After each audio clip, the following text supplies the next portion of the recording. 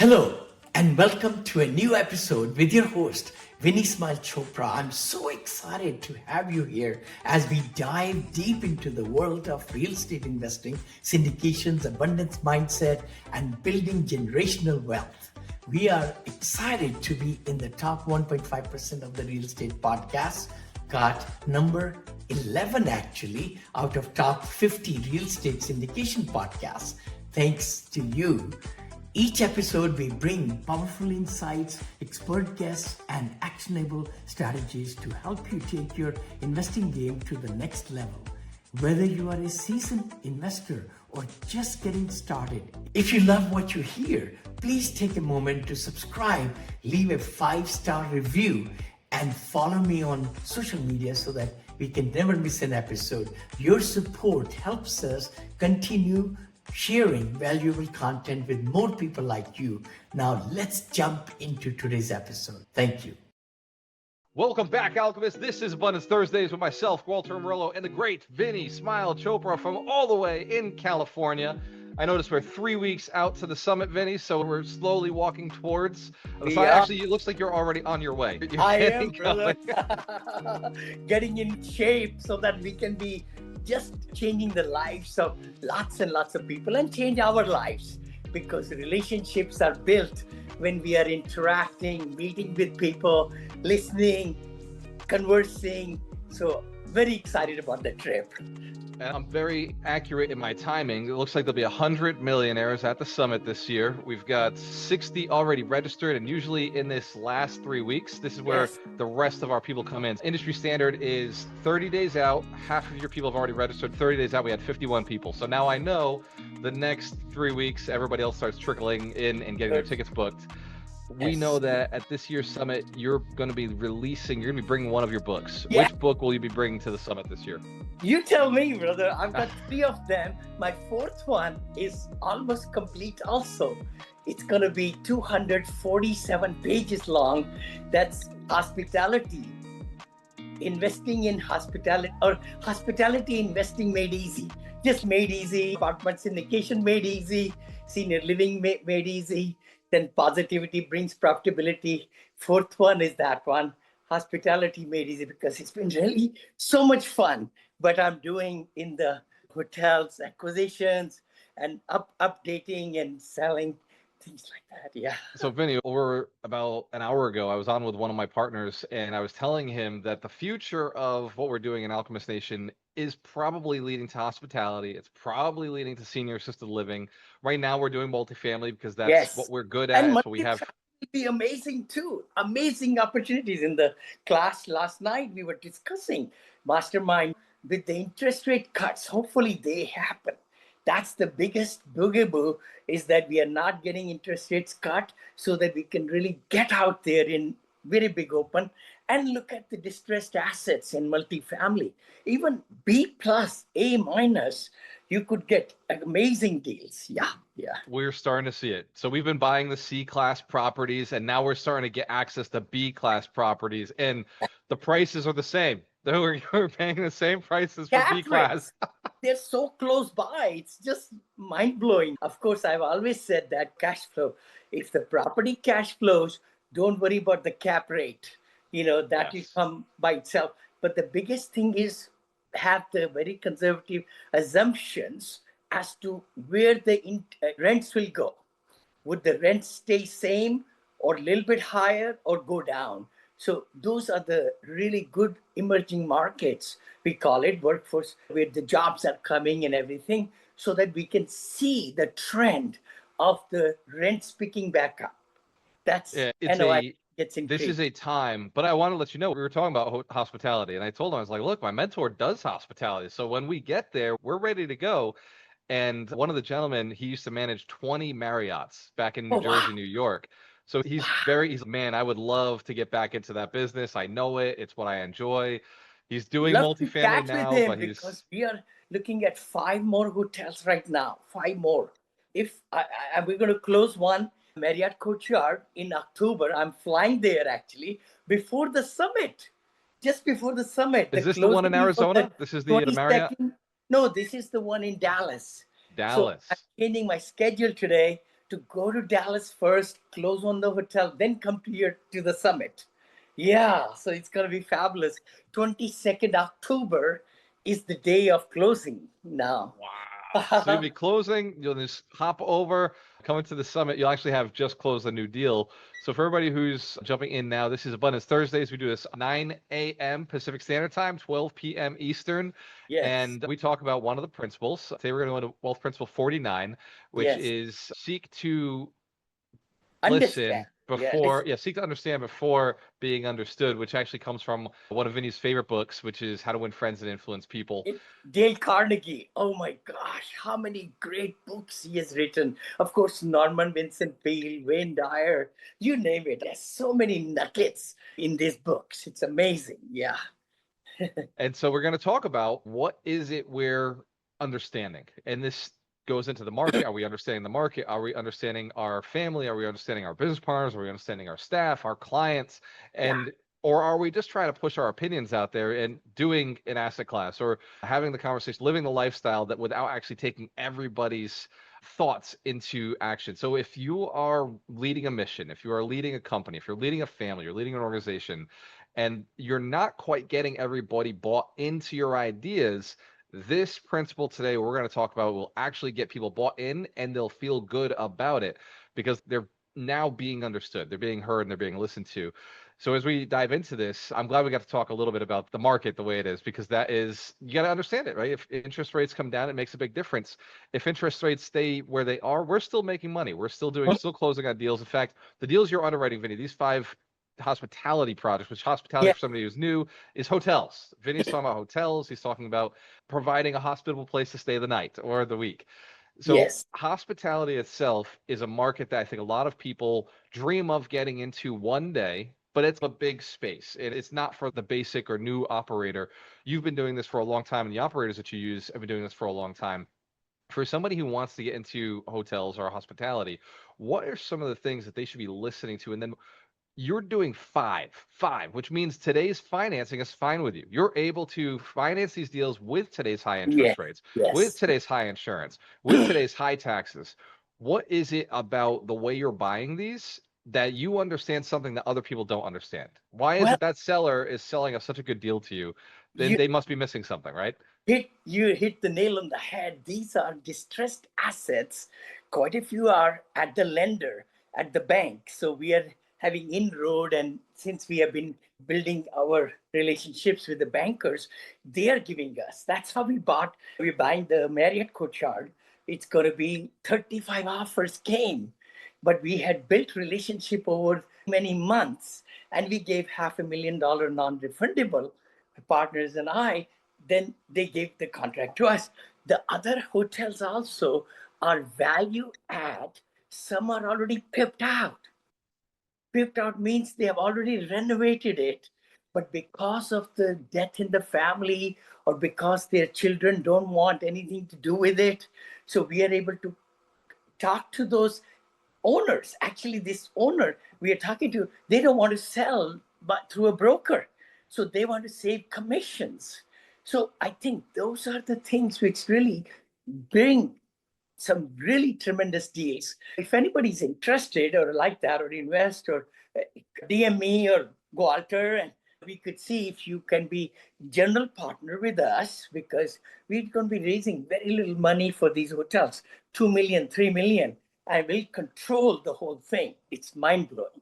And Vinney, you do a course, you do a training every month on hospitality. When do you know when the next one is? Today. Today?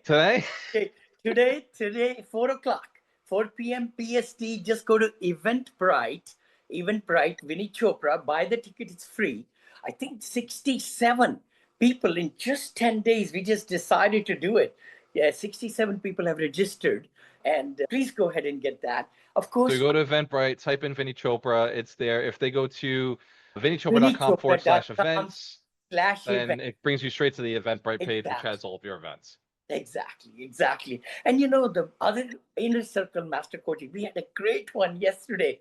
Oh my gosh. Oh, Mike. Actually, you sent Mike over. And Michael Gabriel, yes. Yeah, he was able to share with us how in Florida, He's going to pick up RAL. One is under contract, and the same owner wants to sell two more. And his wife is a nurse. It's just fabulous. So we went over the whole system, what he should do, and stuff like that. Having different LLCs, operations, insurances, and the property inspections, and making sure there are no repairs to be done, which can be gotten as a repair credit. All those things, right? Yeah, Vinny, it was funny. Michael texted me last night, and he texted me around 2 o'clock, 3 o'clock our time, and he said, "Hey, can you connect me with Vinny?" And I said, "Yeah, sure, I'll connect you with Vinny." I was like, "Look, he's really busy. I don't know if that's the best idea. Why don't I send you to his mastermind for free? You can go in there for 4 times and get to just ask your questions. Go in and ask your questions." Yes. And he was like, "Oh, thank you so much." So I'm glad he showed up. I'm glad that he was able Thank to you. actually answer Thank some things you. with you. Yeah, and Casey also, I think another very fine lady also came. So no, thank you. The Absolutely, thing brother. is, the topic today, it's so important. Let's just feel ourselves. When we are heard, people on the other side are listening to what I have in my mind before blabbering and giving me all the solutions and everything and prescribing wrongly, let's say that. In medical field, doctors will get lawsuits after lawsuits if they did not listen to the patient or diagnosed and everything, then gave the solution. Very similar in business also. I feel we just need to listen so much, because the selling to any client or getting them happily involved involves what state they are in, what are their questions, what are their fears. That's the biggest thing in our case with investors and lenders and brokers, attorneys. So we got to listen in very passionately, not just everywhere we got all our eyes going somewhere else and we are looking our phone while they are talking to us. We need to look in the eye and listen and take notes. Ask them, I forget, is it okay if I can take some notes? And you write it down. I like to use iPhone notes so that when I open up or if somebody calls me, I know 5 years back they talked to me. And this is salient points I write down, what they talked about. So it's mind blowing. Yeah. So I just sent out, this is so interesting. I sent out a survey to all the people in my database, 1,500 people. It's actually still going out. There's 800 people left to go to. And the survey was this: Hey, are you still interested in lending? If Yeah. you are, fill out the survey and tell me what kind of lender you are. What is Yeah. your desire to lend? Do you want to be first position, second position? Do you not care? Are you looking for multifamily, looking for single family, looking for flips, you looking for long-term holds? And all that survey does is go out and ask if they're interested. Now, from reading the survey, I can see that some people are absolutely not interested whatsoever. I can see some people have a great deal of interest, and some people aren't sure. So the people who aren't sure, I can now book a call and answer questions, and then ask Yeah. them, what other questions you have? What are your questions you have? You've worked with a lot of passive investors over the years. Your ability to listen and put a person into the right investment, or just say, hey, this is not the right investment for you, that's something you do naturally. But what are some of the things you're listening to when you're talking to somebody who's thinking about getting into a deal with you? Let's say one of these hospitality deals we can use for an example. If somebody came to you and said, Vinny, I want to invest with you, what questions do you ask to see if they're a right investor? Let's say Very good. you don't even know if they're accredited. You don't know anything about them. What questions do you ask to find out if that person it is like, how do you get the listening to start? I know it starts with questions, right? How do you listen? You Yeah. start with questions. So what are some good questions when you're speaking to somebody that somebody would have to come to you with those answers? I would say the very first thing is you want to find out what investments they have done in what sectors. See, because residential, if they've done flipping, if they've done single family homes, duplex, triplex, or they are wholesaling, whatever. Or many people I talk to, investors, they have put in syndication money into variety of forms. So you find out which has given them the best returns. So you got to ask them so that they are tending towards probably doubling down on the asset class that has really given them things.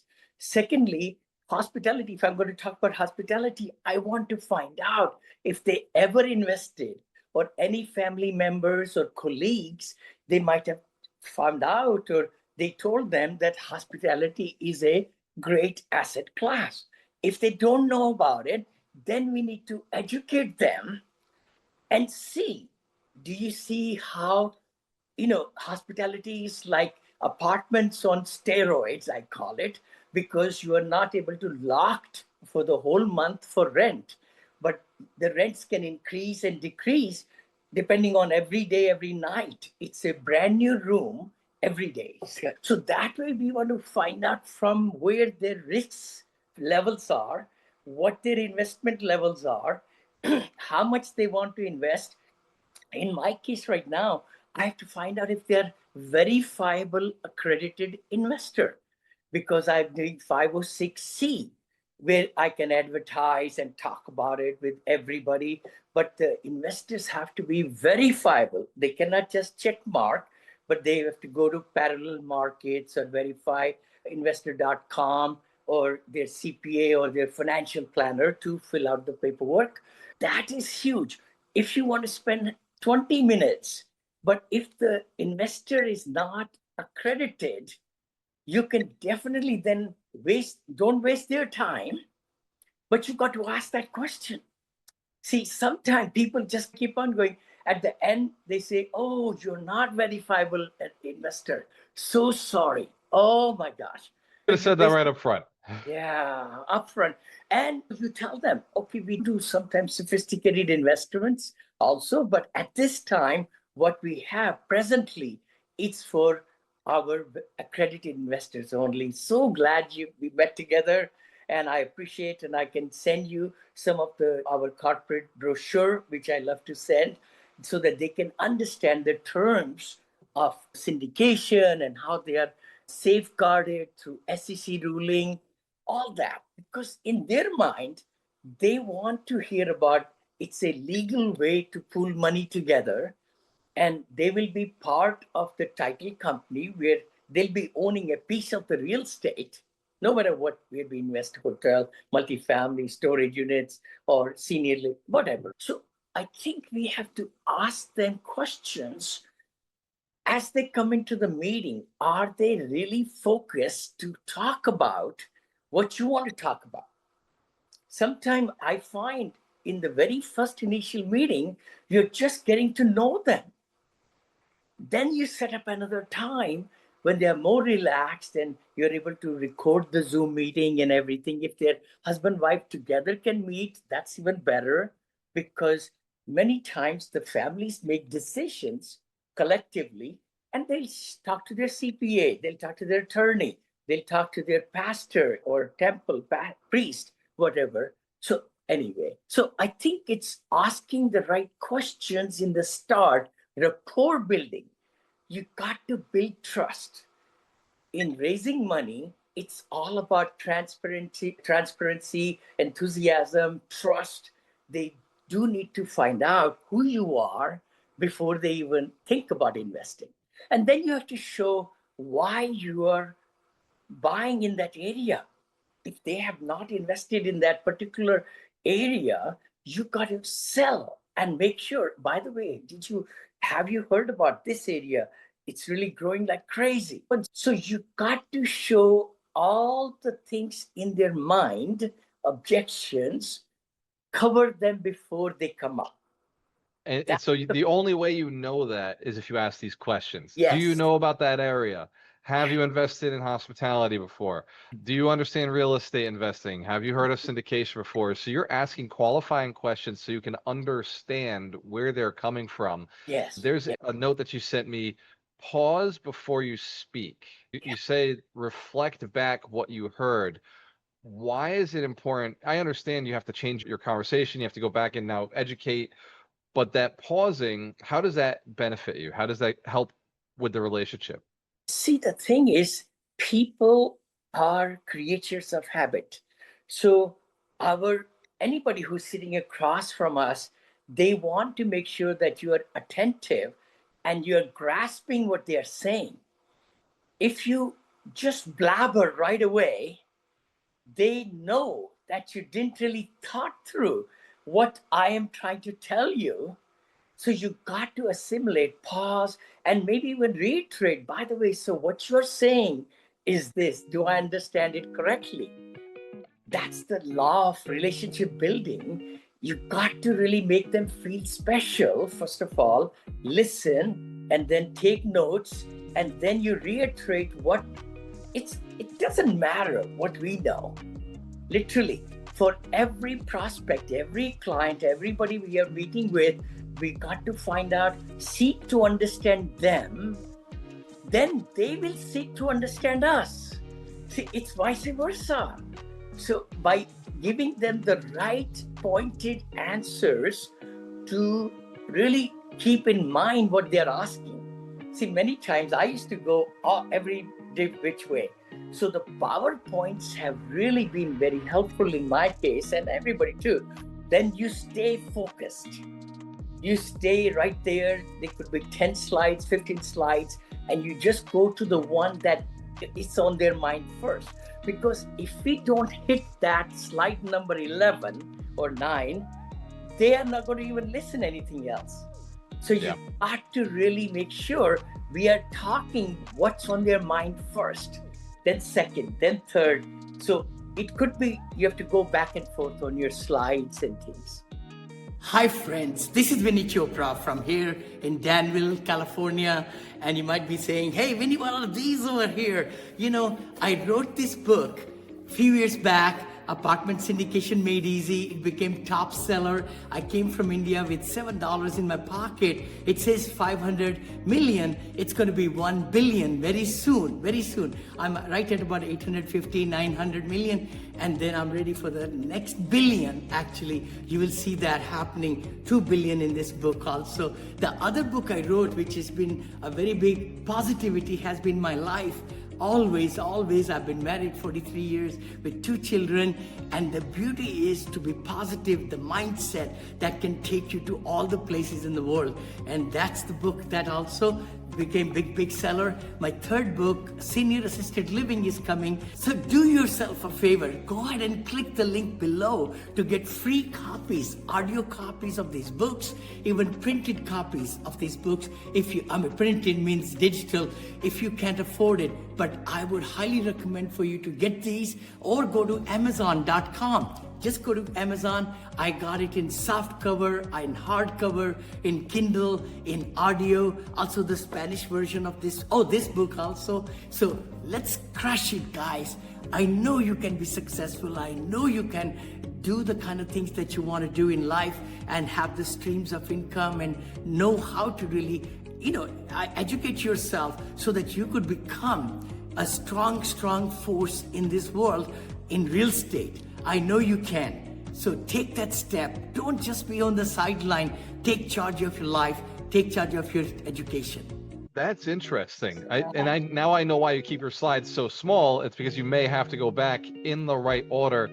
So this leads me to the next one: curiosity over judgment. It sounds like questions, instead of framing and saying, okay, this person's a good fit or this person's not a good fit, you actually want to find out if they're a good fit, if they belong in this, or if they're not.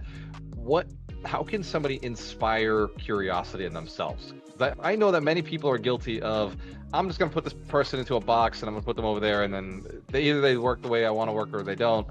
How do you get more curious about when you're in that new conversation, especially with somebody you have a relationship with, somebody you already know and maybe you know everything about them, like your spouse?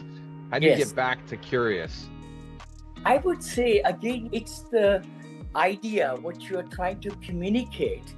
If you are sold on the investment that you have really underwritten well, assumptions wise, you have sifted through everything, and this is the best deal for GPs and LPs and everybody. With enthusiasm, we are able to communicate that. But curiosity comes, you got to educate them. I find, and don't think about a sale in that meeting. Especially when you're meeting somebody for the first time, you want them to give so much information that after the meeting, they say, oh my gosh, I want to know a little bit more. And always leave the conversation. If they have decided to invest, great, in investor's case, or you just have a follow-up meeting. you got to have follow-up meeting because their curiosity, their questions, their, what they're thinking, we got to make sure we are able to cater to those. And many times they might be just set in something. They don't want to get into hotels or anything. Then you leave and you say, please don't worry. We'll put you in our elite investors list as the new deals come. Like I think 17 people have told me, Vinny, gosh, I don't have the money right now, but I would have loved to jump into this Marriott deal. I just don't have money at this time. It's stuck here, there, everywhere. So those are very prime investors, and we keep those lists. I like that. That's the curiosity and then leads to knowing. The more curious you are about a person, the more knowing you have. Now it's okay. Now you know where their money is stuck, what their timelines look like, what their interest is. They know they want to jump into a hotel deal in the future. So now they're allocating funds. You Yes. didn't know that before because you weren't aware. So that No. curiosity allows you to dig it out. Empathy, you just gave us an example. You said, oh, look, their money's tied up here, tied up there. You understood that. Yeah. How can entrepreneurs, how can high level business owners start and investors start getting more empathy? How can they put themselves in? Basically, empathy is to put yourself in the shoes of another person. It probably helps to be a lender. It probably helps to be an LP in order to understand what an LP is going through. It probably helps to be an employee to understand what an employee is going through. How do you create empathy when you're getting into these conversations? Do you do this with strangers, or is this only certain people you empathize with? No, I think you have to empathize with everybody. Could it be a lender, loan broker? Could it be attorney? You got to really, empathy is very straightforward, understanding what situation they're in and what are their goals and what our goals are. And it has to be a win-win situation. I say that all the time. So the key thing is we got to empathize, not sympathize about if they have money or not, or they got just burnt and lost 200,000. You can empathize, right? But the key thing is, how can they not make the same wrong mistake again? So Yes. by sending them some literature, showing them how they could have avoided deciding on, or maybe even ask probing questions. What really went wrong? You said that you lost money. How did that happen? Let them speak up and they will tell you, literally. It is a very big art. I know a gentleman I spoke to last week. I was doing exactly this. Now that I think about it, I was going through and just listening to him, and I said, "How much have you lost? Where did you lose some of these deals?" Oh, every deal I've invested in this year has lost money. And I said, "Whoa, well, what are we talking about here?" Wow. And then he said 70,000 on this one, 150,000 on that one, and 25,000 on this one. Now I only knew about the 25,000, so I just got perspective, and I think it all added up to about 240 or $250,000 he had lost. And Wow. I said, look, the only way you get that back that I'm aware of is you're going to have to do a bigger deal. You're going to have to invest in something bigger that has the equity to deploy that back to you. And Right. it was only from being able to say, what else is there? Oh man, that's terrible. That's a bad situation. So Yeah. practice daily. You talked about practicing in the notes. You mentioned in meetings, family talks, investor calls, make it a habit, listen deeply, summarize, then respond. Small shifts create massive impact. Give me an example of that. How can somebody who maybe doesn't have clients booked or investors booked or has no special time with their family to go and do this, how can you implement this at the smallest level so it becomes a habit? Again, habits are formed incrementally. I always say that. So you got to, if you do want to be better in any sphere of our role play, I say we have 7, 10 roles every day. So if we want to be better in one particular one, like a dad, so you want to think through how can you really be better when you're present with your children? Could be little kids, could be grown-ups. What can you add to them? What kind of activities we could do, which I look forward to, concerts, things. We just went to the playoffs, basketball. It was amazing. The time we spent, the $100 ticket, it was worth thousands of dollars. The 4 hours we spent together. So the key thing is you got to really look in the wheel of life, I call it, because each spoke or all these pegs, where you are from 0 to 5, let's say. And if you want to increase a little bit more strength in that area, you got to really change the habit.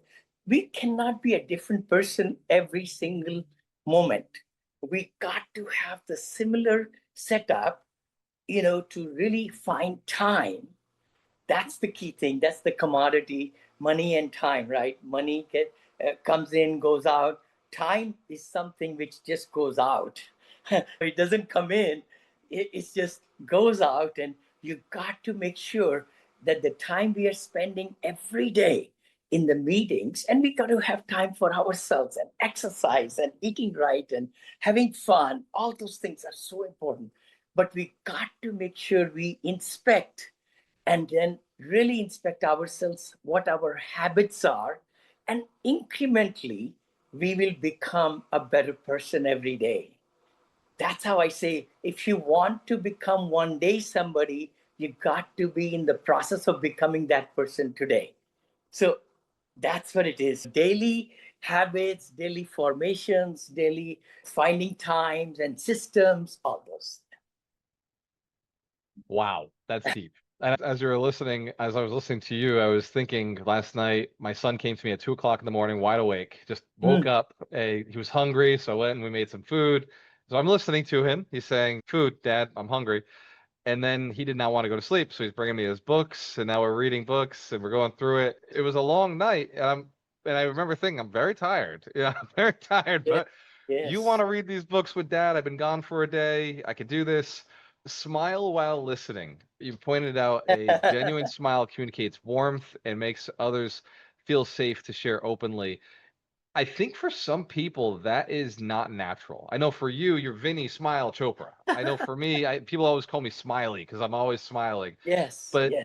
for somebody who's not naturally a smiler, this may seem weird to them. This may seem uncomfortable. How can somebody naturally or learn to naturally smile while listening to another human being?